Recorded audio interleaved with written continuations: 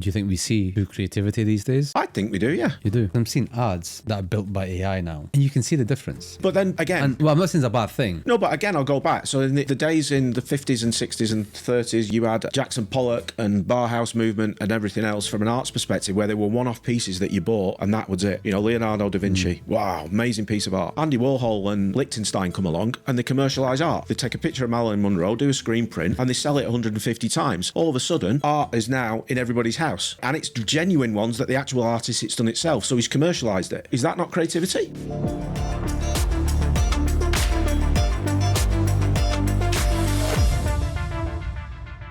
Hey everybody, welcome to another episode with me, Nadeem Ibrahim. Today we have a lot to talk about. I'm talking industrial revolution, I'm talking sports data, creativity quite possibly. There's just a lot that we have in store today. And today I'm joined by, I would say, quite a thought leader in the space of creative, somebody who's made a lot of game-changing moments, is very bold, so we've been for a bold conversation. And he's recently gone haywire. Would I say haywire would be the right word, Matt? Yeah. Haywire, yeah. I'm joined by Matt. So I'm joined by Matt Butterworth. So Matt, I've known you for quite some time. We used to work in a previous life together, in all shapes and sizes, yeah. right? Did a bit of traveling as well to Saudi. I think we traveled to Saudi one Saudi time Arabia, as well, yeah. Riyadh. which was quite interesting in that cab journey that we took back to the airport. That's one of my finest moments, I think. Let alone the meeting that we had, which was a bit surreal. Look. You have a lot of things that we're gonna unpick in this episode.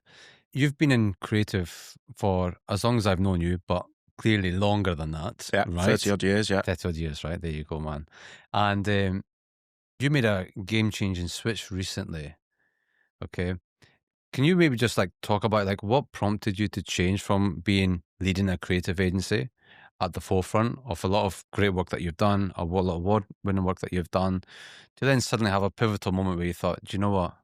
I won't go down this route, because sometimes we get a bit of a midlife crisis moment where we think, do you know what? I've done this for too long. I want a bit of a change now, but clearly not for you, right? I've had about 4 of them over the last 5 of them.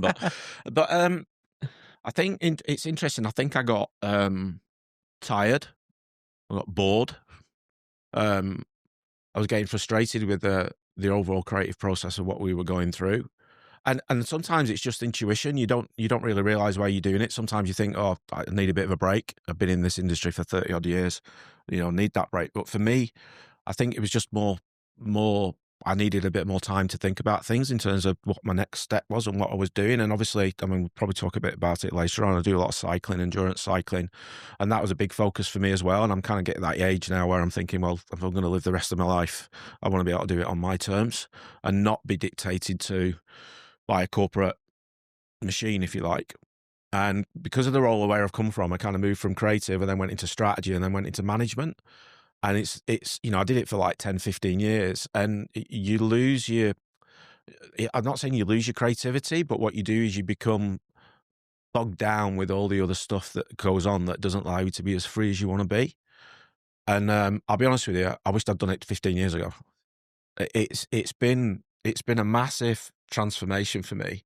I think one of the things I said is that I want to work where I want, when I want, with who I want, which sounds quite arrogant in that sort of way.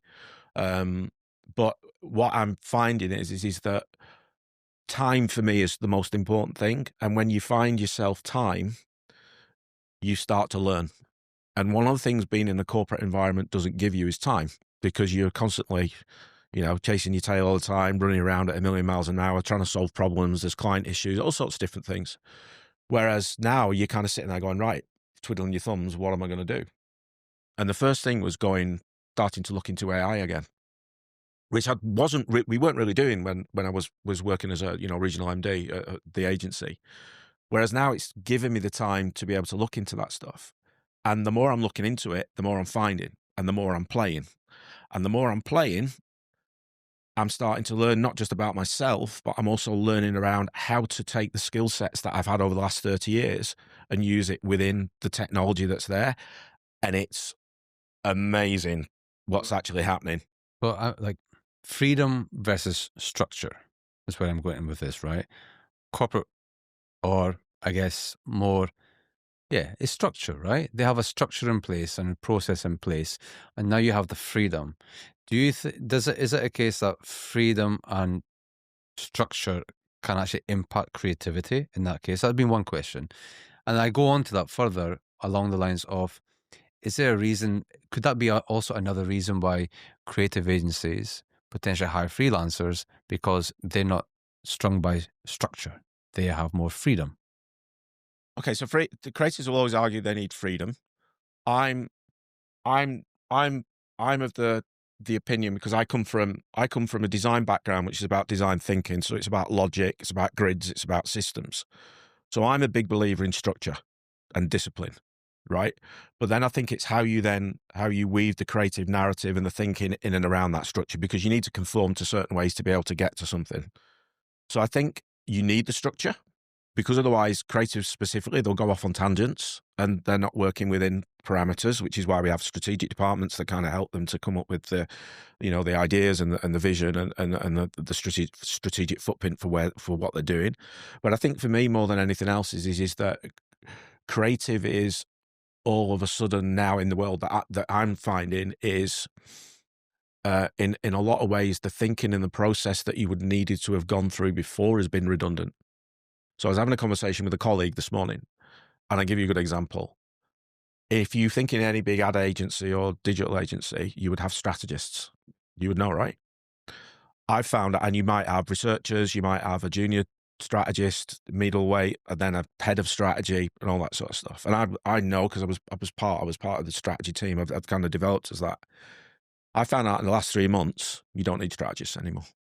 You might need one, because you can use AI and tools to be able to interrogate, if you think about it in the right way, and be able to ask by prompt the right questions that are getting the right questions, they're getting the right answers out that you need from, and then probe it even more. And then you can then start to create strategic frameworks of which you can then come up with propositions, if you like. All the information's there. If I was to ask a researcher to do half the stuff that we're doing now, it would take them a week. Time, right? Yeah. Now I'm doing it in 2 hours, and the quality of the information is right. And by the way, it's not ChatGPT, because I don't use that. So the whole point is that I'm then using so if I do stakeholder workshops, for example, because I need to understand, what the trigger points with the client, I might use a Firefly, because Firefly will then take all that information, right? And I'll build what everybody's talking about. So I'm not even taking notes anymore, right? It's doing it for me. The interesting thing from that is that I'm then using another tool like Otter, if anyone's heard of Otter, and I'm using Otter to basically look at what are the strategic themes that are coming out of those stakeholder workshops. Then I'm going, right, so for example, I'm working for a sales development agency at the moment. So I wanted to look about the history of sales and why there's so much skepticism around the sales process and salespeople. When you start to look into that, there's specific themes that have come to, right, fraudulent telephone calls, scams, that sort of stuff. So I then started to say, what does that look like? So then I'm using another tool to do the research arm based on some of the strategic themes that have come out. And all of a sudden, you can then take all that information and you can put it back into one of the AI engines and go, right, develop me a unique proposition based on what you think this is, that's going to have legacy for the next 5-10 years. And then you can then build on it from that perspective. So that's how we're starting to use, that's how I'm starting to use it. But what would have taken 2, 3, 4 weeks for an agency to do? 2 days, a day. So is this ongoing debate? And interesting you say that. AI, I mean, I don't know how many episodes I've done where we've spoke about AI. Okay, I'll move away from it then. No. It's a good thing. I mean, the fact is, I've been saying this year, this is the year of the practitioners' use of AI. Forget about the theory now. We've been dwelling on theory for 5 years and scaremongering and all this stuff. Now it's the reality of how we actually use AI. I've got a guest coming on in a few episodes, and he's written a book about Generation AI, and it's very interesting what he talks about. But I had a debate with him last night. Around about, are we the guinea pigs of AI this generation, and maybe the Gen Zs are also? Will it be the Gen Alphas and subsequent generations, like my son, for example, that will be native to AI in that way? But today, what he was saying was AI is being perceived as an efficiency driving tool to probably either cut your workforce, to speed up what you're saying, the thinking process and things. My view is the quality element, do we miss out on that? So do you miss out? Is there a big difference from something of a, let's say, take a workshop or take an ideation or storyboarding that would take a few weeks and back and forth debating, the guy or, the lady behind the idea has given it so much passion and so much thought that when that person narrates the storyboard, you can sense that passion coming out and seeping through, right? To a point where they live and breathe the story of it, right? And that's how they can convince their client, to say, yeah, this is the right idea for me, and they get behind it.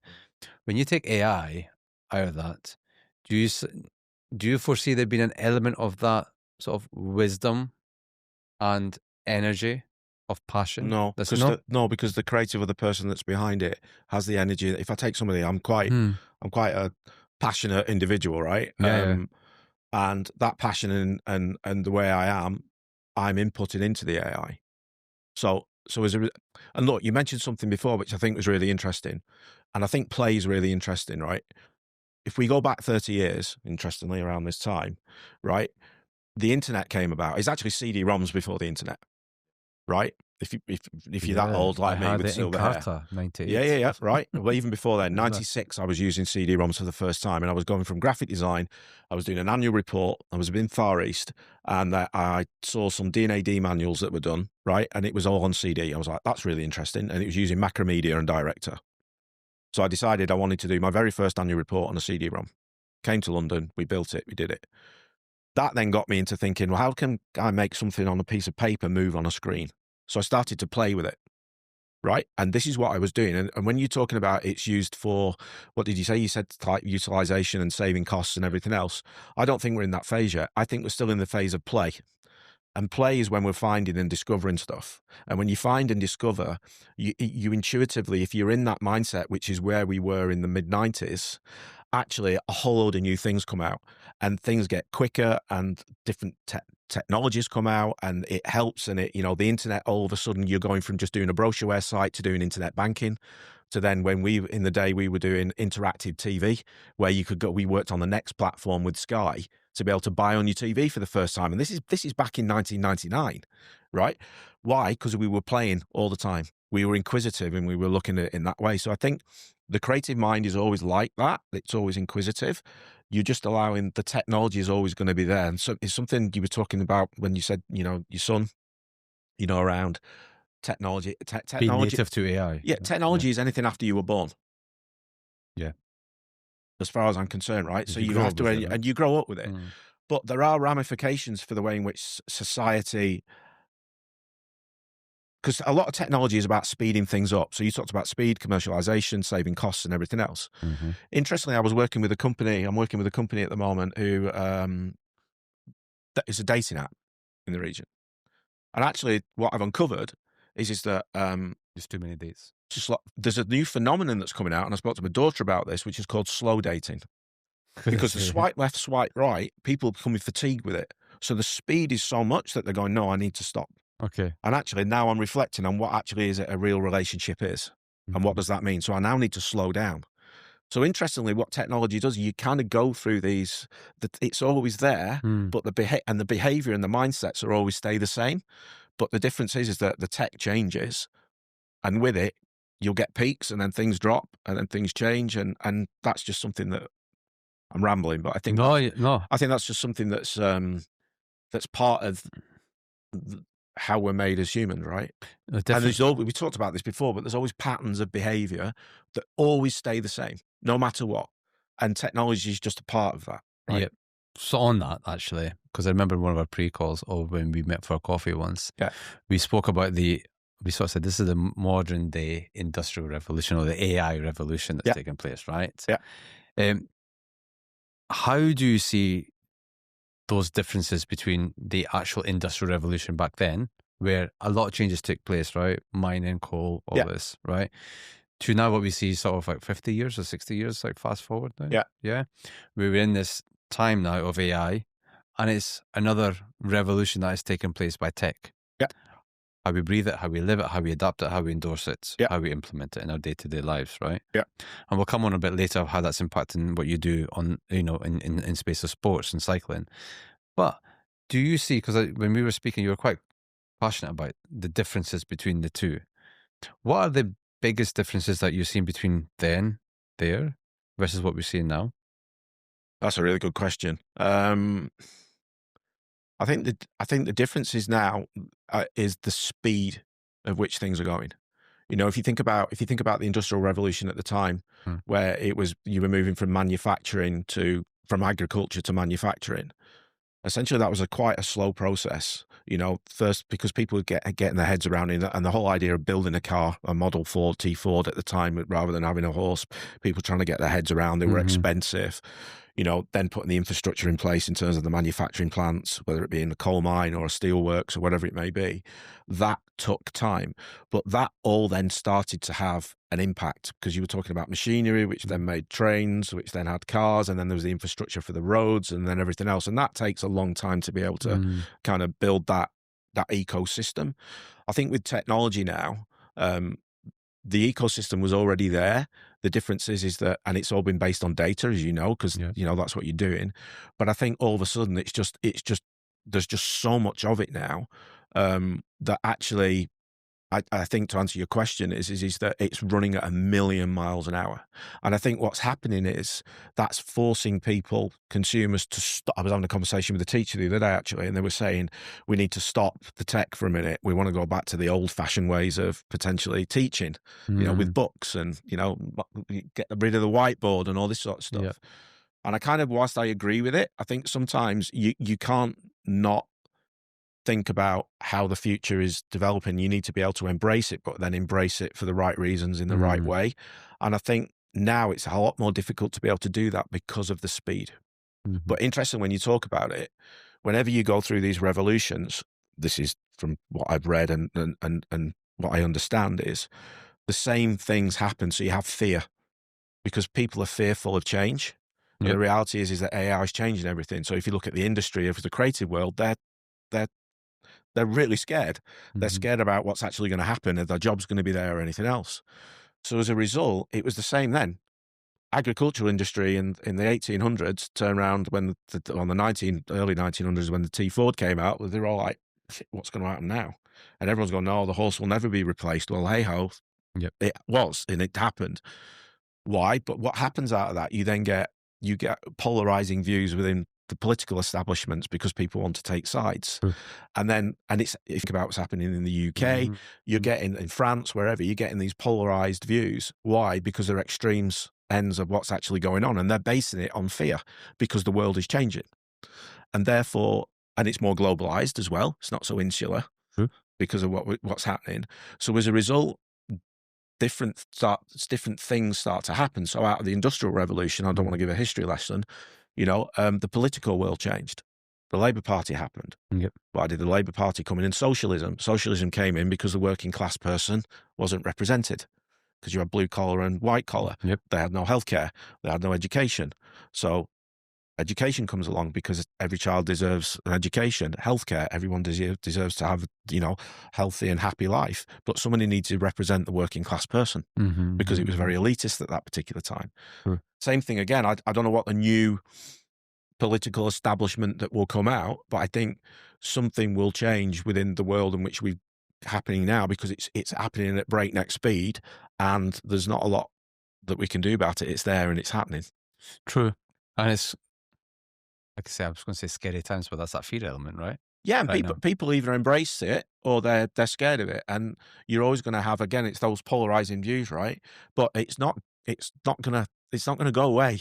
No, it's there for good. And we have to embrace it in the right way. In the right way. And that's why I still feel that it'll take a couple of generations where AI becomes so native that we'll still be that generation of discovery. Do you think? I think so. Because if I even look at the mobile phone of my dad that he has, he only recently, I think in the last couple of years, went to an iPhone. How old is he? Dad is in his 60s. Okay. Okay. Is he on TikTok? I don't think so. See, my dad's on TikTok. My mum is, though. My dad's on TikTok. Okay. He's looking at content and sending it to us. I don't even have TikTok. Okay. Sending me content, and he keeps sending it me, right? And I can't view it half the time, but he's on it. He's there. And I understand where you're coming from, but I think from my perspective, I kind of challenge the fact that when we had the internet, people were saying the same thing. When we had CD-ROMs, they were saying the same thing. And all of a sudden, when we had Google, we need a prompt for somebody to be able to use Google. They were saying the same thing, and all of a sudden, everyone's using Google now. But your dad's consumption of how he utilizes a platform like TikTok would be so different from how a student would utilize TikTok, right? Or like your daughter. Yes. Right. So from a creative perspective, then how does that change? If you're a brand and you want to get to these two different types of people, knowing the behavior of it is so different. You have to create content and creative that's relevant to the specific audiences. You can't, which is at the heart of which goes back to the basics, right? So I was in a conversation yesterday with a couple of clients, and we were getting to the heart of the problem of, what actually is it that the problem that we're trying to solve. Now I might be dealing with expats, Southeast Asian continent. I might be dealing with European Westerners. The point is that they've all got different needs and need states. They're all different in terms of their thinking. One size doesn't fit all. But do you not think the difficulty we face now is sort of like algorithm fatigue, right? Algorithm fatigue. In the sense of, take the space of creative and advertising for a moment now, okay? You're speaking like a media man now. Unfortunately, I promised myself I would never do this, right? But you're doing it. This is not a media, this is not a media show. But take that for an example, though, where creative in any form, right, is designed, or content, right, is there to give you the right content for you to be relevant as an individual, right? Whatever's relevant for you, I'm going to show that to you, okay? Whether it's organic, whether it's paid, or whether it's coming from a brand, or whether it's not coming from a brand, a publisher maybe, okay? That has become so, like, automated now, right? Yes and no, but yeah, okay. But do you not think that the actual true creativity is at risk from tech? So because you always need the authentic emotional side of things, right? You need people to be buying into something. And I think if you're just buying into an offer or tactical based stuff, which can be generated by AI, it can be done all that stuff, then that's fine. But people need a reason to believe as to why they're buying into that in the first place. But the creative industry, from a tech angle, is kind of based on that, which is, you have a message that you want. I'm going to now hash out 5-6 different variations of that message, and I'm just going to pump it out there to different audiences, and that's it, done. Yeah. Which takes the finesse out of creativity from what AI is doing out there, right? But it depends on where you're seeing where the finesse is. So again, for me, it's more on the bigger the purpose, what we're standing for, and that's where the creativity element sits. Right? When we're starting to do tactical messages in around different audiences, whether it's your dad on TikTok or mine or whatever, his need states are going to be different. But the framework of what we're selling in the first place, the principles of that are still there. So that's the bit that I think is where the real creativity is. Right. And that bit is emotional. It's authentic. It's real. It makes people cry. It makes people laugh, and sometimes that can work within the specific messages. But if you don't have that at the top, then you're right. It becomes very templated driven, but it's easy, you see, because a lot of the media agencies, for example, will go down that route. They'll go down the programmatic route. Yeah, exactly. Yeah. But actually you still need the creative layer that excites and intrigues and makes you laugh, and you know that's the sort of stuff that where a real creative lives and dies by what they're producing. Do you think we see true creativity these days? Yeah, I think we do. Yeah, you do. I'm seeing ads that are built by AI now, and you can see the difference. Again. Okay. Well, I'm not saying it's a bad thing. No, but again, I'll go back. So in the days in the 50s and 60s and 30s, you had Jackson Pollock and Bauhaus movement and everything else from an arts perspective, where there were one-off pieces that you bought and that was it. Leonardo da Vinci, wow, amazing piece of art. Andy Warhol and Liechtenstein come along and they commercialize art. They take a picture of Marilyn Monroe, do a screen print, and they sell it 150 times. All of a sudden, art is now in everybody's house, right? And it's genuine ones that the actual artist it's done itself. So he's commercialized it, right? Is that not creativity? It is. Andy Warhol went through a process. He commercialized art so that everybody had access to Access it. to it. That's commercial, right? Yep. Right? Like getting somebody to sign on something on a click. That's commercial. Mm-hmm. But he made creative. To get to that point. He allowed creative to be for everybody. Right? So Yeah. if you look at it again, everything's cyclical, right? It's exactly the same. Everyone went, no, you can't do this art. This is, it'd be a fad. And, hey ho, 20 years time, we go to the Museum of Modern Art in New York, and half the building's dedicated to Andy Warhol. True. You've got me there. I think you've got me there. Look, let's go off about advertising for a second and creativity. You're a serious cyclist, right? Never judge a book by its cover, right? I think when I first met you, I thought you were more into like your music.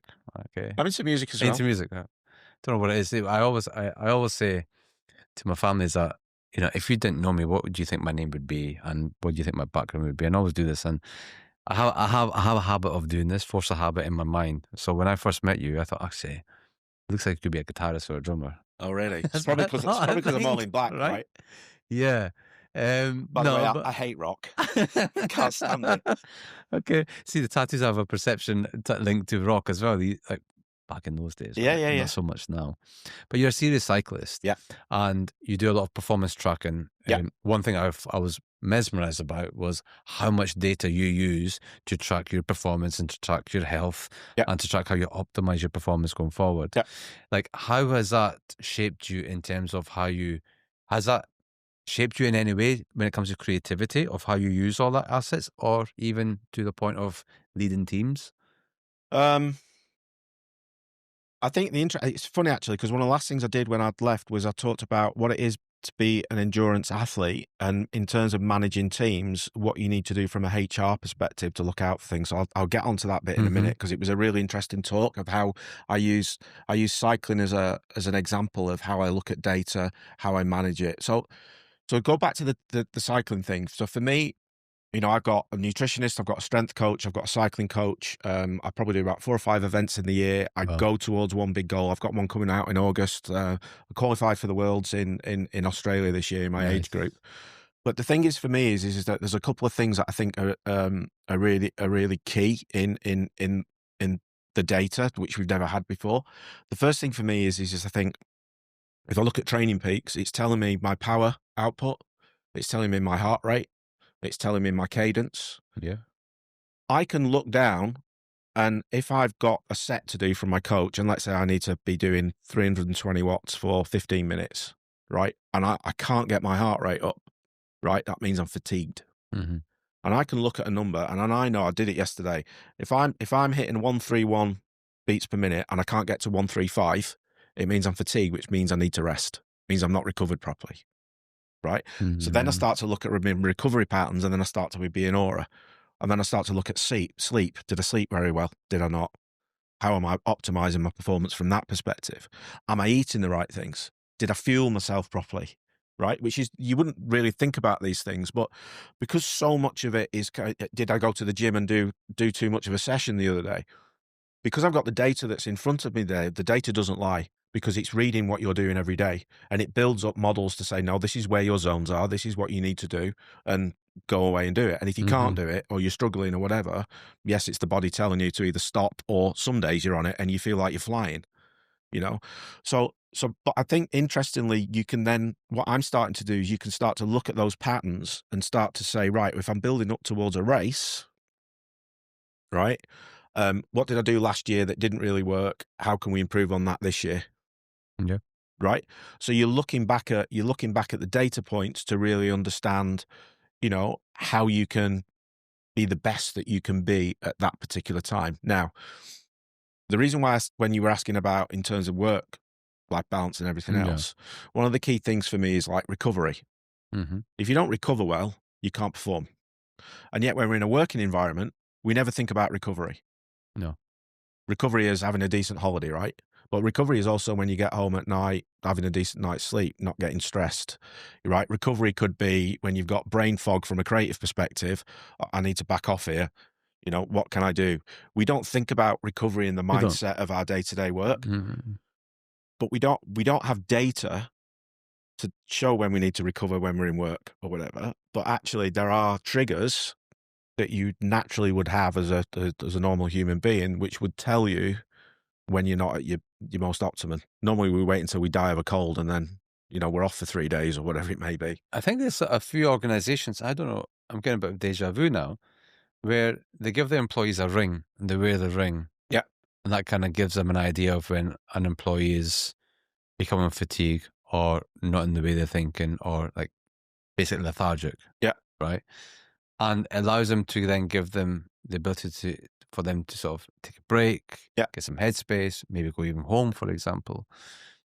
Surely that, I mean, we spoke about technology and AI and, in all shapes and forms, but I think that's a missing piece actually. How do you optimize your workforce in a way that, we no longer live in a world of 9 to 5? Nope. Right? We're always working around the clock, whether you're at your own shop or you're working for one of the big firms. They're always going. And as much as we sort of say it's a 9 to 5 working life, it's not. We take work home, we work at home. Yeah. Like you say, do we get ourselves that space? But surely then there's a missing trick there from if I'm someone in HR or if I'm someone that's looking at my workforce in terms of how am I going to build that, keep that energy flowing. Yeah. You need to optimize it. Now, the simple form is like in China, they switch the lights off at a certain time in the office and everyone sleeps. I went to one here, okay, a Chinese manufacturer. I went there for around about 1 o'clock for like a lunch meeting. And I go in and I'm thinking, what is going on here? The lights are all off. And I'm just seeing people with their heads on their desk sleeping or people lying on the floor. Right. What is this? And apparently that's a culture thing. Right. Where some organizations in China will switch the lights off to let people recover. And then after an hour, up they go again. Okay. And maybe that's to get people to work around the clock, quite possibly. Maybe. But there has to be a way of optimizing, right? So when you speak about, getting the right sleep, fatigue, are you eating right, and these things. Now that we have everything that's accessible that you had mentioned, AI is making things accessible. Why then are businesses that have big workforces then are not looking down this route where they can actually retain a lot of their staff in, optimize them in a way that maybe works around the clock, but based on their energy levels, fatigue, endurance, and so forth? Because I could go home tonight and I can eat, like 2 jacket potatoes, for example, with cheese and beans and all the works on it. Yeah. And then I can have a bowl of ice cream. The next morning, I'm going to be brain fog. Or I go home and I can have my salad, we do. And next, I go to the gym in the morning and I'm full of energy. Yeah. But I can give maybe not 9 hours, I could do 10 hours worth of work because Yeah. I'm motivated by that. I'm driven by that then. But the guy who comes in, who's had like quite a lazy dinner the night before, it's not to say it's bad what he's doing, that's just his lifestyle. But you can optimize how he works throughout that day. Then maybe he starts at 12 o'clock, not at 9 o'clock. But why are they not? Are you asking why corporate's not doing it? Yeah, why are we not bringing these technologies in? Because of bureaucracy, because it's too big. It's because you've got a generational divide at the top that doesn't understand about some of this stuff and they think the old ways are working. I'll never forget, I did a workshop and one of the workshops was with the HR team. And one of them was around how do we create flexibility in a contract? Bear with me for a minute. Okay. And one of the things they said was we had somebody who wouldn't sign a 3-year contract with us because obviously in the UAE there's 3-year contracts, and they basically said we can't sign this 3-year contract. We're done. I refuse to sign it. And they went, well, you can't have the job then. Now that person could have been a great employee. The reason why they wouldn't do it, they went, no, but you can't do it because our legislation that says in New York that you need to do this, this, and this. And as a result, that means that actually you need to work these hours to these hours. And the person who was involved said, well, what happens if I want to take a gap year? I want to take a break. And they went, well, you can't because we've got client obligations. And we went, well, how about we reframe it and start thinking about it in a different way? But the problem is that the corporates end up becoming institutionalized. So going back to my point with this, it's exactly the same with tech. And we're seeing the same things happening where the corporates will get left behind. And the reason being is because they don't have time to play. They have bureaucracy, right? They're not really thinking about the right things, right, from an AI perspective in terms of how it can help them. They're just seeing it as a threat. Why? Because it's fear. So this is when the independents start to come in and they start to change the things because they're already adopting it. They're playing with it, and I'm working with different types of companies and where I'm seeing it day in, day out, and they're testing it and it's actually working. So the thing is that, we talk about data. If you're not willing to embrace it, you can't embrace it if you've got bureaucracy. And Yeah. it's like turning a big oil tanker. It takes days. These organizations will never survive because of it. So Matt, like now that you're independent, Yes. yeah, how are you hoping to change how things are done in the creative space? Um, I don't know how I will change things. All I know is that things are changing, and by playing and researching and doing things differently, like I did 20 odd years ago, I'm finding new things out every day.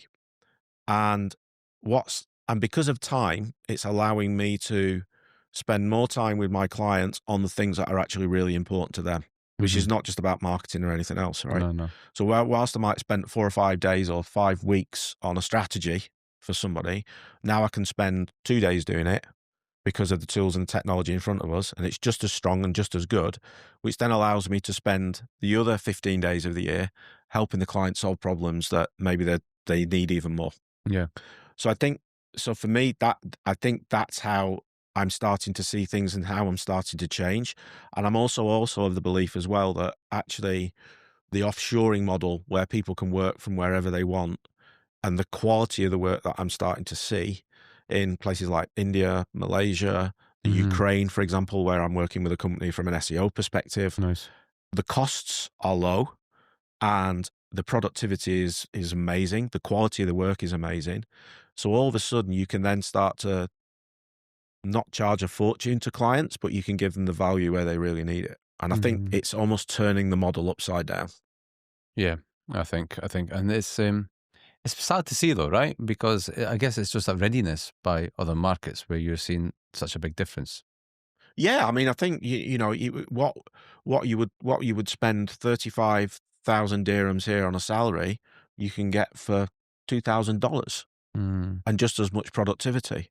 So now people would say, is that exploitation, whatever it may be, but it's just the way in which the world is because it's we're living in a globalized world and tech is allowing us to do this now. So as a result, for me, who benefits? The clients benefit from a savings perspective, but they're not just benefiting from it from a commercial perspective. It's allowing you to give other value that you would never had the time for before, Yeah. which can really help them. Which is where it's where I'm becoming really interested in it because that's why I'm helping SMEs and companies towards IPO and so on and so forth because you can give them the time. So that kind of feels that we're going through a creative revolution as well. I think so. Yeah. Yeah. What do you think would be like what do you think would be the principle that needs to be rewritten or reimagined then in that revolution? Wow, that's a deep question. I have to go off camera and really think about that one. Say that again. So if this is a creative revolution, okay, what do you think? What principle needs to be rewritten or or even reimagined in the space of this revolution? From a creative perspective. I think so, yeah, because it's changing, right? You're talking about you can go into platforms and you can find people in different countries that can do the job for half the cost and even better quality. Mm. Yet businesses are, struggling today to retain some of their clients, and some clients are also thinking about maybe sort of trying where they can get freelancers from different markets Yeah. to really do what they're doing, right? Yeah. So there's like the industry's redefining itself. Yeah. Okay. And then in this revolution, then going from the principles of having a workshop, having a playbook, having, this process, that process, having this workshop, the archaic way that we live by, think of Mad Men and how that's evolved. Yeah. Yeah. Yeah. So in this revolution, what I'm asking you is, what's the one principle that you think would be redefined or reimagined? That's a really. I mean, I think. Oh bloody hell! I think. I'm trying He's to do not. it without rambling and really He's not thinking. got an answer. I've not got an answer, but I Oh, think amazing. it's difficult because creative has always evolved and changed through the years because of the surroundings of what's actually gone on in culture and and I think we talked about Warhol, commercialization of creativity. The creativity thinking was already there. They were just saying that actually the masses could have access to art, if you Yeah. like. So I think the process of creative thinking will always remain the same, which is it's really when we're in the advertising world or we're in whichever world we're creating something is based on an insight or it's based on something that somebody said. The thing is that I think, and again, I'm rambling a little bit, but I don't think that process will ever change. You need I that. would think, okay. I don't think it will change. I think things will move on, but the reality is that you still need to throw things around. You still need to brainstorm. You still need to look at different insights in different ways that come up with different things. Really? But I don't see that process. Even now, using all the technology that I'm using, I still probably go through the same processes that I did when I was a student at art college. Okay. And yet I've got all this tech and I've gone through all this thing. Yeah. The principles remain the same. I still go through a structured way of thinking about things. But tech will change that though, right? If you've got AI that's just on autopilot and it's going to prompt you every now But and you still again, need the structure around it to know what you want the output to be, right? it could challenge your new structure though to say that structure's wrong. You need to keep changing it. It could do. Yeah. And maybe it will do over a period of time, but I think it will be structures within those things. So, for example, let's say you talked about a stakeholder workshop. Mm-mm. So I'm going to interview clients to try and get some insight. I'll do some probing around that, right? And you'll still start with a conversation because you're a human at the end of the day that wants to have a conversation where you're trying to solve a problem, Fair. right? Yeah. They'll give you some anecdotes of which you can work with. You can then take those anecdotes, flesh them out, and put them in technology and go, right, here's a load of stuff. Tell me what you think. Yeah. It comes out again, and you look at it and you go, that's interesting. I've got some thoughts around 1, 2, 3, 4. I'm going to put that back in. Tell me what those things are. And eventually you'll drill down and drill down and drill down, and you'll get to a point and you go, that's the idea, right? Okay. The creative process is exactly the same. I remember years ago in college, they used to go, pick a book out, pick some metals and plastics out, pick some colours out. Now, in that, take a poem, and with that poem, using these materials and that book, describe that poem. You've got 3 weeks. You had to go through a process as to what you were actually going to come up with at the end of the day. That doesn't change. But for me, I think what's going to be rewritten, or maybe reimagine maybe, is infinite thinking with the power of technology. So Okay. what I mean is that you have an idea. Yeah. You've took all that insight. Yeah. You've allowed technology to refine it, give it back to you. Yeah. Yeah. From whatever workshops that you've ran, whatever focus groups you've ran, it's all there and it's refined.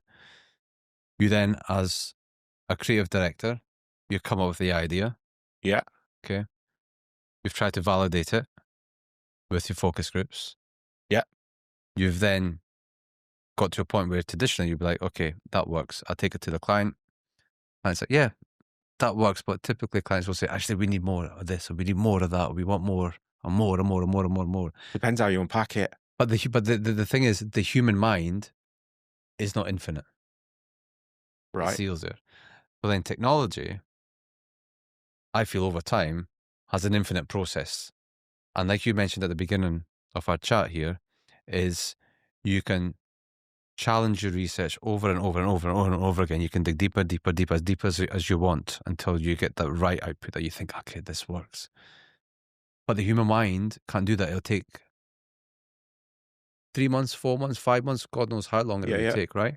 So you have that idea, and I think technology will layer it with infinite thinking to a point where you can be somewhat content as a maybe creative director or a producer to think, okay, I have this safety net now that my mind can only do so much. Come with a wealth of experience. I'm laying this extra layer of expertise that I've now upskilled myself in. So you're almost going, what do you think? Yeah. Technology. Yeah. And then it will come at you as your companion to say, we need to take it up a notch, and this is how we're going to take it up a notch. But you wouldn't have thought that unless you went through the whole process of 2 or 3 months of going back and forth, testing this, testing that to get to that point. I think it'd be infinite thinking. How do you know it's telling the truth? Is the What happens internet? if you tell an AI to lie to you? Have you tried it? Have you tried any of the engines? So try going Yeah. into the engines and go, do me a favor, I've got a project here. I want you to lie to me. Oh gosh. Okay. Don't give me the right information. Give me the wrong information. This is Black Teach Mirror. it to lie. No, this is Black Mirror shit I'm going on now, right? No, but This is this is the point. This is when you're talking about the scarier where it goes, right? It's like you're only as good as the person who's inputting it, right? Yeah, true. Right. So I can have all the information that comes out around the sales process and what salespeople are like. They could be lying. Yeah. Imagine you've then got people who go, we want it to lie. Yeah. Right. And then all the information that sat there that we thought was believable actually is not believable at all.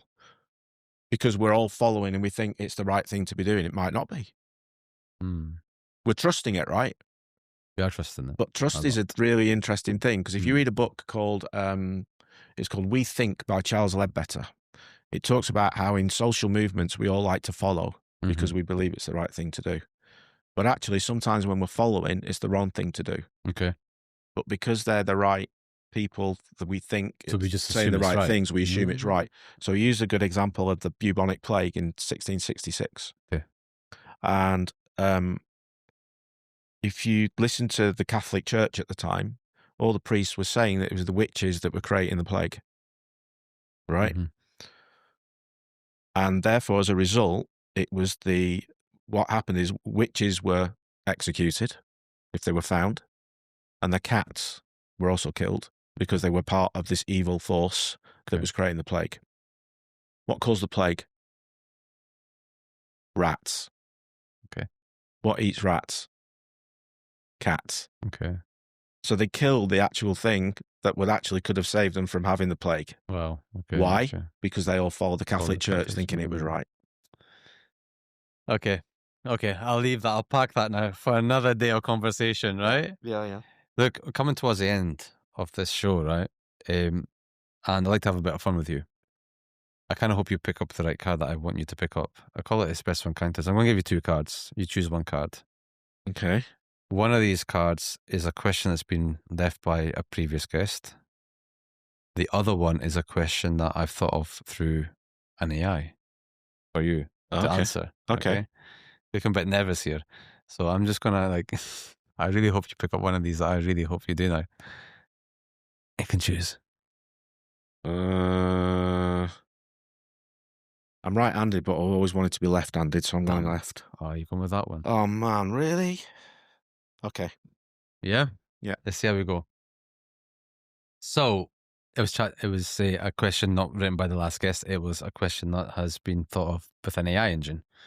So, if you could sync your brain to any device, past, present, or future, Matt, what would it be and what would you use it for? Yeah. You could have gone with the other one. If I could sync it to any device... Sync your brain to any device, past, present, or future, what would it be and what would you use it for? Wow. Past, present, or future? Yeah. I'm hoping you're not thinking the iPad there. No, do you know what? I was listening to a talk. I was listening to a podcast a couple of weeks ago, and it was around some stuff that Musk is doing with a guy that had motor neuron disease. Yep. Heard about this.